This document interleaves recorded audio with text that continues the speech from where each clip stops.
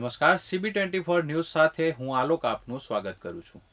રાજ્યમાં સર્વાંગી વિકાસને વેગ આપવા માટે બજેટમાં કયા કયા ક્ષેત્રોને અગ્રતા આપવી તે અંગેના બેઠકોમાં નિર્ણયો લેવામાં આવી રહ્યા છે।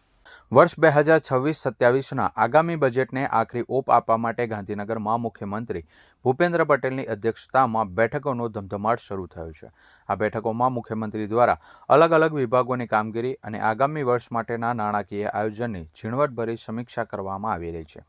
નાણાં વિભાગના ઉચ્ચ અધિકારીઓની હાજરીમાં યોજાઈ રહેલી આ બેઠકોમાં માર્ગ મકાન વિભાગ અને પાણી પુરવઠા જેવા પાયાના માળખાગત વિભાગો પર વિશેષ ભાર મૂકવામાં આવ્યો છે। રાજ્યના સર્વાંગી વિકાસને વેગ આપવા માટે બજેટમાં કયા ક્ષેત્રોને અગ્રતા આપવી તે અંગે આ બેઠકોમાં મહત્વના નિર્ણયો લેવામાં આવી રહ્યા છે। આ બજેટલક્ષી સમીક્ષામાં નર્મદા, આદિજાતિ વિકાસ, કૃષિ અને મહિલા તથા બાળ કલ્યાણ વિભાગના પ્રોજેક્ટ્સ પર ખાસ ધ્યાન કેન્દ્રિત કરવામાં આવ્યું છે। મુખ્યમંત્રીએ વિભાગીય સચિવો પાસેથી અત્યાર સુધીના ખર્ચ અને નવી સૂચિત યોજનાઓનો અહેવાલ મેળવ્યો છે। ખાસ કરીને ખેડૂતોના કલ્યાણ અને મહિલા સશક્તિકરણ માટે નવી જોગવાઈઓ બજેટમાં ઉમેરાય તેવી શક્યતા છે। સરકારનું લક્ષ્ય આગામી બજેટને પ્રજાલક્ષી અને વિકાસલક્ષી બનાવવાનું છે, જેથી છેવાડાના માનવી સુધી સુવિધાઓ પહોંચાડી શકાય।